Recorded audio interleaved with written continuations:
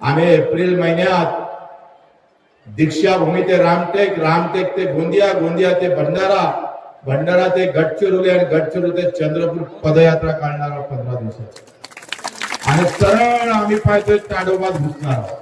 पुढच्या वर्षी यापर्यंत जर रस्ता झाला नाही तर आम्ही ते कार्यालय उचलून इथं आणल्याशिवाय राहणार नाही. टाइगर में तो 150 लोग मारो. चुनाव आता है और फिर मटन, चिकन और मटन और दबाव बटन ऐसा नहीं होना चाहिए. तथागत गौतम बुद्ध, छत्रपती शिवाजी महाराज, महात्मा ज्योतिबा फुले, पूज्य बाबासाहेब आंबेडकर या सर्व महापुरुषांना मी नतमस्तक होतो. खरं तर ब्रह्माचेती हे बनते साहेब माझ्या घरी आले आणि त्यांनी एवढं आग्रह धरला की मला माहितच नव्हतं खरं तुम्हाला याच लागतं. आणि त्यांचा पोशाख हे सगळं पाहून मी पहिलेच प्रभावित होतो. खरं तर हा पोशाखच माणसाला आकर्षण आणि एक वेगळ्या प्रकारचा त्याच्यामध्ये एक आशावाद निर्माण करतं. बनतेजीचा शब्द खाली जाऊ नये म्हणून आणि या भूमीला आम्ही आलो पाहिजे एवढे सगळे उपासक उपासिका आम्ही येतो. आणि बनतेजी खरंच आपल्या सर्वांचं खरं तर मी आभार मानतो का तुमच्यामुळं या भूमीत आम्हाला येता आलं म्हणून आपण आभार मानतो. तुम्हाला धन्यवाद. ज्यांनी 35, 20, 25 वर्ष पूज्य या सगळ्या इथे उपासना केली ते पूज्य बनतेजी ज्ञानज्योतीजी. वरती चढता चढता कोणी नमस्कार म्हणत होतं, कोणी जय भीम म्हणत होते, कोणी राम राम म्हणत होतं. काही नारे बाबासाहेब आंबेडकर की जय म्हणत होते, काही नारे छत्रपती शिवाजी महाराज की जय म्हणत होते, काही महात्मा ज्योतिबा फुले की जय म्हणत होते. खरं तर या सगळ्याला एकत्र करण्याचं कामच तरी ताकदच गौतम बुद्धामध्ये आहे. आज आपण जर या देशामध्ये सगळ्या इकडे जर पाहिलं तर जातीच्या नावानं हिंदुस्थान पेटताना दिसतं. कधी कधी धर्माच्या नावानं आम्ही पाहतोय हा देश पेटताना आम्ही पाहतोय. कधी कधी झेंड्याचा रंग पाहिला आणि रंग खाली पडला म्हणून तो आमचा झेंडा खाली पडला नाही. ते म्हणतात आमचा झेंडा खाली नाही पाहिजे, तो म्हणजे आमचा झेंडा खाली पाहिजे नाही. याच्यासाठी भांडताना लोक सगळ्या इकडे वर्गभेद असतात, जातीय भेद असतात. या सगळ्या भेदाभादीमध्ये खऱ्या अर्थानं आम्ही खरा भारतच विसरलो की काय अशी अवस्था. देशामध्ये जर राष्ट्रप्रेम निर्माण करायचं असेल, जाती धर्मापेक्षा राष्ट्र महत्वाचं आहे असं जर प्रत्येकाच्या डोक्यात घालायचं असेल तर गौतम बुद्धाचे विचार हे सगळ्यात सक्षम पुरुष. त्यांनी सगळ्या आयुष्यामध्ये दुःख कमी करण्याचं काम केलं. शांतीशिवाय दुसरा मार्ग असू शकत नाही. माणसाजवळ पैसा किती आहे, संपत्ती किती आहे, सत्ता कितनी बड़ी है उससे मतलब नहीं होता. मतलब वही होता है शांति कितनी है. सगळे धावताना दिसत आहे. सगळ्यांना आम्ही पाहतोय कोणी थांबायला तयार नाही. घोडा आला तर गाडी घे, गाडी नसेल तर टू व्हीलर घे, टू व्हीलर नसेल तर फोर व्हीलर घे, फोर व्हीलर नसेल तर एसी घे, एसी नसेल तर मग घोड्या नसेल तर त्याच्यापेक्षा थांबायला कोणी तयार नाही. या सगळ्या धावपळीमध्ये सगळं सोडून जे जे काही सुखाच्या वस्तू आहेत त्या सगळ्या सोडून तथागत गौतम बुद्धांनी जो काही संदेश दिलेला आहे मला वाटतं आज त्या संदेशाची या देशाला गरज आहे. तुम्ही माना नका मानू. मी जेव्हा आम्ही पाहतोय उपासक म्हणून काम करतोय, मी गौतम बुद्धाचा विचारक म्हणून काम करतोय, तेव्हा तलवार से तलवार में तलवार रुक जाएंगे जब गौतम बुद्ध का विचार अगर आगे आ जाएगा तो. त्या सगळ्या रक्तपात, सगळ्या रक्तरंजित, हे सगळं संपूर्णच खऱ्या अर्थानं विकासाचं दमदार पाऊल टाकू शकतो आपण. जर्मनी सारख्या देशामध्ये जात पात धर्म पंथ झेंड्याचा रंग हा प्रथम स्थानी नाही आहे. त्या देशामध्ये देश प्रथम स्थानी आहे. ज्या देशात धर्म प्रथम स्थानी आहे, जात आणि त्याचा झेंड्याचा रंग प्रथम स्थानी आहे, तो देश कंगाल व्हायच्या दारावर लागलेला. तर खरे मुद्दे काय? कुठल्याही जातीचा शेतकरी असू दे, तो कुठल्याही धर्माचा शेतकरी असू दे, शेतकरी म्हटलं तर दुःख तिथं अपार. आम्ही जे चळवळ सुरू केली शेतकऱ्याचे, त्याचे दुःख नाहीसे करण्यासाठी केलेले आहे. ते एका जाती धर्मासाठी नाही आहे. प्रत्येक जातीतला काम करणारा कामगार मजूर या देशामध्ये उपाशी का झोपतोय? जो काहीच काम करत नाही त्याला 2 लाख रुपये मिळणार. मी रिटायर आमदार आहे, पडलेला आमदार आहे, मला 2.75 लाख रुपये मिळणार. काम काहीच नाही. इथला कलेक्टर 3 लाख रुपये महिना घेता, प्राध्यापक 1.25 लाख रुपये महिना घेता. दिवसभर काम करणारा मजूर, कष्ट करणारा माझा शेतकरी त्याला जगण्यापुरतं सुद्धा होऊन पुरत नसल, तर मग बाबासाहेब आंबेडकरांचा तो संघर्षाचा नारा, छत्रपती शिवाजी महाराजांच्या विचारासह महात्मा ज्योतिबा फुलेंनी जी क्रांती पेटवली, ते पुन्हा पेटवायचं काम खऱ्या अर्थानं आपल्या सर्वांना करावं लागणार. कष्टकरी उपाशी झोपता कामा नये. ज्याचे कष्ट अधिक असन त्याच्याकडे सुखही अधिक असलं पाहिजे. नेमकं तेच चुकतंय. इथून चंद्रपूरमध्ये नागपूरच्या गावात मी गेलो आणि तिथे एका शेतकऱ्याला किडनी विकावं लागली. काय लक्ष नाही भारताचं? तथागत गौतम बुद्धाच्या भूमीमध्ये, बाबासाहेबांच्या भूमीमध्ये, छत्रपती शिवरायांच्या भूमीमध्ये जर अशा पद्धतीने होत असेल, तर मग तुम्ही कुठल्या धर्माचे हे महत्वाचं नाही आहे. तुमचा धर्म जर किडनी विकायची वेळ आणू देत असाल, तुमची सत्ता जर आम्ही सांगतोय किडनी विकायची वेळ आणत असेल शेतकऱ्याला, तर तुमच्या सत्तेला लाथ मारण्याची ताकद मात्र इथल्या भूमीने आम्हाला दिली आहे. ते पण आम्हाला लक्षात ठेवा. अरे आम्ही पाहतोय काहीतरी 1 लाख का 1.25 लाखासाठी 70 लाख रुपये मोजावं लागले. मी परभणीच्या एका शेतकऱ्याच्या घरी गेलो, त्यानं 3,000 रुपये भाव भेटले सोयाबीनले म्हणून आत्महत्या केली. ती आत्महत्या केली म्हणून बायकोला लेट झालं, तर बायकोने केली. जेव्हा पीएम झालं तेव्हा तिच्या पोटात 7 महिन्याचा गर्भ होता, तो पण गेला. या भूमीमध्ये असं जर होत असं, तर आम्ही झेंड्याच्या रंगाला म्हणायचं का तिच्या हक्कासाठी रंग घेऊन लढाई चालवायची का त्या माय मावली शेतकरी शेतमजुरांसाठी लढायचं हे आम्हाला ठरवावं लागलं. चुनाव तो जात और धर्म के बात लेकर ही आगे बढ़ता है, लेकिन इनका आवाज, किसान का आवाज उस सत्ता तक जाता नहीं, क्योंकि झेंडा हमारे हाथ में होता. बाबासाहेबांचं एक वाक्य फार महत्वाचं आहे. बाबासाहेबांना सांगितलं, होय मी पहिले भारतीय आहो आणि नंतर सुद्धा भारतीय आहो, हे ठणकावून सांगणारा महापुरुषाला माझा मानाचा मुद्रा. भारताशिवाय राष्ट्राशिवाय महत्वाचं नाही. आणि म्हणून आम्ही राष्ट्र म्हणून कधी लढवू शकन का? आम्ही आमचं गाव म्हणून काही लढता येईल का? मला शेतकरी मजूर म्हणून कधी लढता येईल का? आखरी गाव आम्ही पाहतोय पुन्हा ओसाण झालेला. कोई गाव नहीं रुकता. जिसके पास पैसा है वो शहर में चला गया, और जिसके पास थोड़ी बुद्धि आ गई वो भी शहर में चला गया. अब गांव में रहा तो जिसका कोई नहीं, ज्याचं कोणी वाली नाही तो गावातला माणूस झाला. आणि म्हणून आम्ही सगळ्या तुमच्याकडून फार अपेक्षा आहे. आमच्या बंतीजीने सांगितलं का रस्ता आणि लाईनची समस्या महत्वाची आहे. 1 साल के अंदर पुढच्या वर्षी यापर्यंत जर रस्ता झाला नाही तर आम्ही ते कार्यालय उचलून इथं आणल्याशिवाय राहणार नाही. एका चांगल्या गोष्टीसाठी सरकार का समोर येत नाही? सरकारनं का बरं 2 पावलं टाकायचे नाही?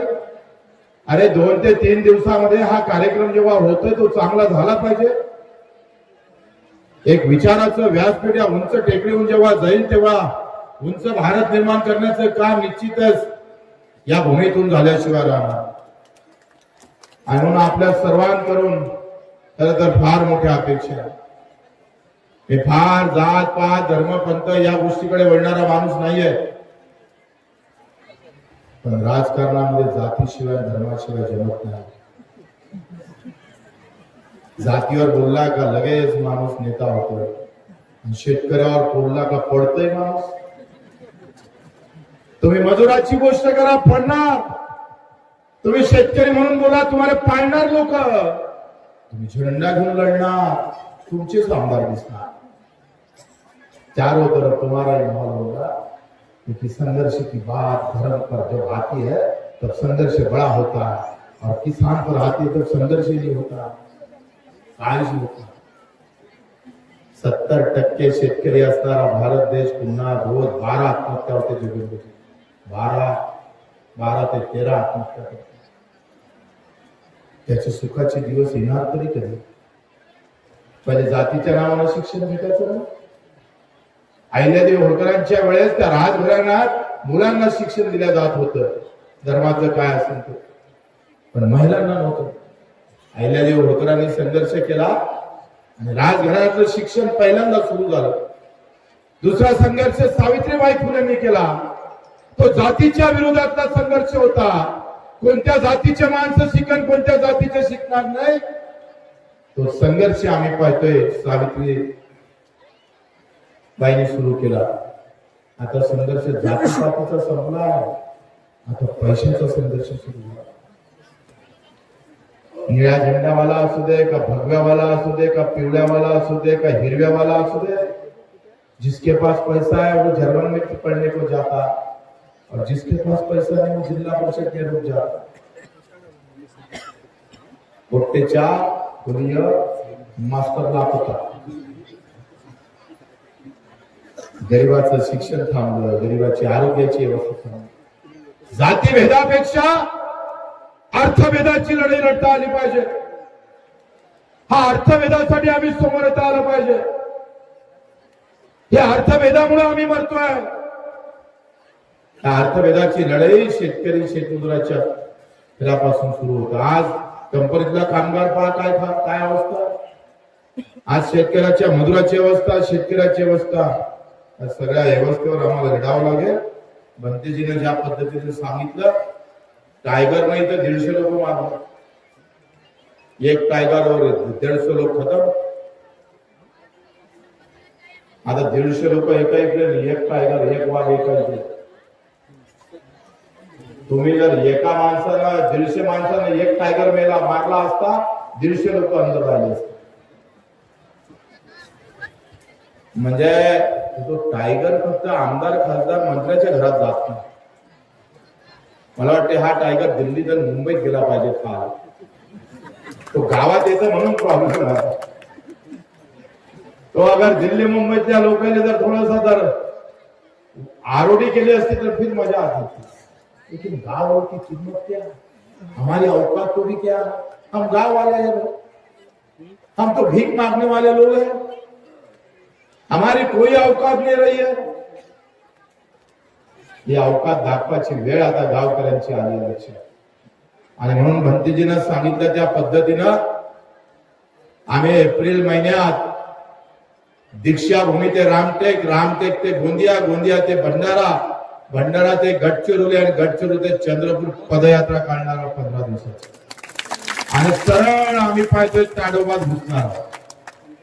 एक तर आम्हाला ताडोबात राहू द्या, नाही तर मग वाघाले तरी तिथे ठेवा. अब जंगल में मंगल करेंगे, जंगल बुक कर डालेंगे. भंतेजी साहेबांना सांगितलं त्या पद्धतीने कारवाई होईल. या शेतकऱ्यासाठी, मजुरांसाठी, इथल्या सगळ्या कष्टकरी लोकांसाठी ही एक लढाई आम्ही सुरू करतोय. आपला सहभाग तिथं असू द्यावा. आज थांबायलाच पाहिजे होतं खरं तर, पण उद्या आमचे कार्यक्रम आमच्या कार्यकर्त्याला लावले, त्यांनी खर्च बिर्च केलेलं असतं, ते शिव्या देतो बिचारा गरीब आहे. पाहिजे 50,000चा कार्यक्रम घेतो म्हटलं तर मोठी अडचण आहे. म्हणून भंतेजी म्हणत होते का थांबा, पुढच्या वर्षी मात्र नक्की मुक्कामी येईल बच्चू कडू, इथंच थांबून सकाळी आम्ही जाऊ. आपण सर्वांनी अतिशय गुण्यागोविंदानं फार आपुलकीनं, आपली कोणताही महापुरुष एका जातीपुरता विचार करून मोठा झालेला नाही. आम्ही सगळ्यांना विचार, बाबासाहेबांनी सगळ्यांचा विचार केला. प्रत्येक घरातला गरीब, प्रत्येक घरातला दुःखी माणूस त्याच्यापर्यंत हे राज्य गेलं पाहिजे, त्याला सुखाचा श्वास घेता आला पाहिजे, याच्यासाठी प्रचंड कष्ट बाबासाहेबांनी केले. एवढी मेहनत कदाचित आम्ही पाहतोय ना, भूतो ना भविष्य, एवढी मेहनत बाबासाहेबांनी घेतली. त्या प्रत्येक मेहनतीला, त्या प्रत्येक समाला बच्चू कडूचा मानाचा मुद्रा. आपली हे कष्टाचं, सगळ्या मेहनतीचं चीज होणं महत्वाचं. चुनाव आता है और फिर मटन, चिकन और मटन और दबाव बटन, ऐसा नहीं होना चाहिए. कोई जात के नाम पर गुंडा चुन के नहीं आना चाहिए. कोई भी जात का काम करणारा कार्यकर्ता आता समाजातून हद्दपार झालेला, तो निवडणुकीत दिसतच नाही. पैसेवाला दिसतो आपल्या जातीचा, जिसके पास बड़ा पैसा वही चुन के आता है, जिसके पास पैसा नहीं वो रुक जाता है. तू आहे, पेशंट आहे तर तू घेऊन जा, आंदोलन आहे का तू कर, आणि निवडणूक आहे तू नाही पाहिजे, तू पाहिजे नाही. पैसा आहे का तो जातीतला संघर्ष पैसा आणि कमी पैशावाल्याचा आहे. हे सुद्धा आम्हाला लक्ष ठेवावं लागेल. काम करणारा कार्यकर्ता कुठल्याही जाती धर्माचा असू द्या, तो थांबता कामा. काय विचार घोषणा, लोकशाहीमध्ये मतदान हे आत्मा आहे, आणि हा मतदानाचा अधिकार बाबासाहेबांना जो दिला, तो कुठेतरी विचारांमध्ये देता आला पाहिजे. जो विचार या भारत देशाला खतम करण्याचा विचार करत असाल, तर आमचा सक्का जरी असत तर त्याला मातीत गाडण्याचं काम खऱ्या अर्थानं आम्हाला करता आलं पाहिजे. तेव्हा बाबासाहेबांना खऱ्या अर्थानं आम्ही त्यांची जयंती पूर्ण करू असं आम्ही समजतो. आणि म्हणून आपल्या सर्वांचं खरं तर आभार मानतो, सगळ्यांना धन्यवाद देतो. आणि बच्चू कडू म्हणून आम्ही आमच्या सोबत, आपल्या सोबत एक विचार म्हणून, तो एका धर्माला जाऊन संपत नाही, एका जातीला जाऊन संपत नाही. तो विचार, या विचारातून त्या विचाराचा प्रत्येक घराचं सुख आणि सुखातूनच तो विचार समोर जातो. तथागत गौतम बुद्धांनी जे सांगितलं, आपली शांती आणि दुःख नष्ट करण्याचं काम आम्हाला भविष्यात करावं लागेल. तुम्ही दुःखी राहता कामा नये. नाहीतर तुम्ही इकडे पोथी वाचना, इथं 2 दिवस घालवणार आणि बाजूचा माणूस उपाशी असणार, मग तुमचं येण्याला काही इतर अर्थ नाही. अगर वहां खून की जरूरत है और आप घूम रहे जिंदाबाद जिंदाबाद करके, तो फिर वो जिंदाबाद में मजा क्या है? अगर खून की जरूरत है, खून देना पड़ेगा, जिंदाबाद को थोड़ा रोकना पड़ेगा. हा विचारानं आम्हाला समोर जावं लागेल. मी बाबासाहेबांच्या वंशाचा नाही असू शकत, नाही होऊ शकलो, पण मी त्याच्या विचाराचा पायिका, एक कार्यकर्ता, याचा मला गौरव आहे. छत्रपती शिवाजी महाराजांनी ज्या पद्धतीने स्वराज्य चालवलं, ती तलवार लेखणी, त्या तलवारीतलं काम लेखणीत रूपांतरित करण्याचं काम पूज्य बाबासाहेबांना केले, महात्मा ज्योतिबांनी. जब तलवार का जमाना था तब छत्रपति थे, अब जब तलवार रुक गई तब कलम आ गई और वो बाबा साहेब ने चलाई. हे अतिशय महत्वाचं पाऊल तुम्ही आम्ही सगळे मिळून आपल्यामध्ये वाद करण्याचा, आपापल्यामध्ये कुठेतरी भेद करण्याचं काम करून काय पाखंडी लोक आम्ही पाहतोय, याच्यावर कुठेतरी वेगळ्या प्रकारचा दिशा देण्याचं काम करतो. त्या पाखंड्याला ओळखावं लागलं. ते ओळखता नाही आलं तर मेले म्हणून समजा. तुम्ही जर ओळखलं नाही तर मग मात्र अडचण आल्याशिवाय राहणार नाही. आणि म्हणून भंतेजी आपलं नतमस्तक होतो. एवढ्या सर्व लोकांचं दर्शन झालं. खरं तर मी मला भाग्य समजतो, माझ्या आयुष्यामध्ये मला येता आलं. अतिशय चांगला कार्यक्रम भविष्यात चांगला होईल. मी जरी विधानसभेत जरी नसलो ग्राम सभा हमारे हाथ में, और ये ग्राम सभा वो विधानसभा को भी रुखा सकती है, झुका सकती है। लोकसभा बडी ना राज्यसभा सबसे बडी ग्राम सभा, तर हे ग्राम सभेत मध्ये आम्ही तुम्ही तुमच्या सोबत राहू, काही असलं रहा बच्चे कडू म्हणून, आपला एक सैनिक म्हणून आपल्या सोबत राहू. आपल्या सर्वांचा आभार. जोगेंद्रजीचा आभार. ते करता येत नव्हतं तरी मला तर वाटतं तुम्ही येऊ शकत नाही वरती, पण तुम्ही आले. संघर्षातलं व्यक्तिमत्व आहे, त्यांचा आभार मानतो. मी इथे 2 शब्द संपवतो. जय हिंद, जय महाराष्ट्र. सगळ्यांना जय भीम.